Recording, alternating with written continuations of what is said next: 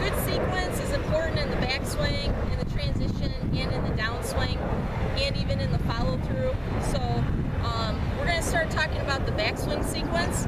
So the first part of the backswing sequence, when we swing the club back, the club and our arms and our shoulders start together. It's kind of a one-piece takeaway. You don't really want the hips to turn in the beginning of the backswing.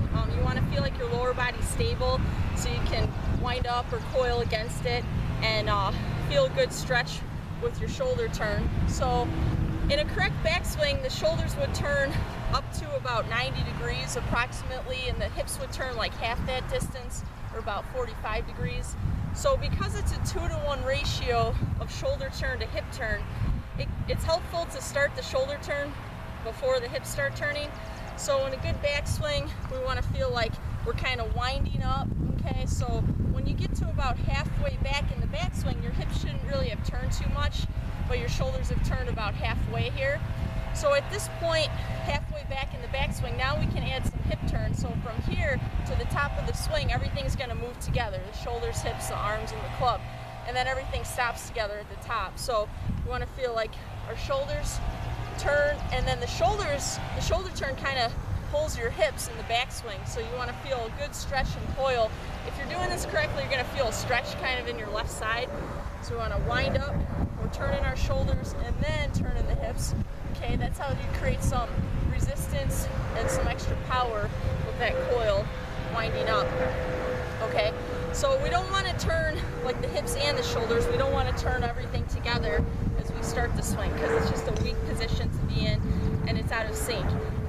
Okay, now when we get to the top of the backswing, we want to feel like everything stops together at the top for a second. You're going to pause for just a second as you transition.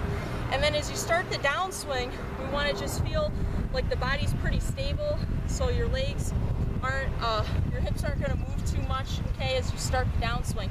You want to just feel like you're swinging your arms down, okay, and once you get to about here, now you're going to feel like everything moves through together, okay, so once you get to about the second half of the downswing, then the hips start to open up more, and the arms come through impact.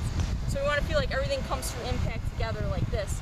So if you get to the top of the swing and you try to drive your hips, drive your lower body, then your club's going to probably be behind you, so that's out of sync. So when we start the downswing, the hips are going to move just a couple inches, but you really don't feel like they're moving much at all. You just want to keep your lower body stable, swing your arms down. Once you get to here, now you feel like everything goes through together. And then I like to see everything continue together in the end of the follow through. So your body and your arms move together, and then it's good to just have everything stop together at the end of the follow through.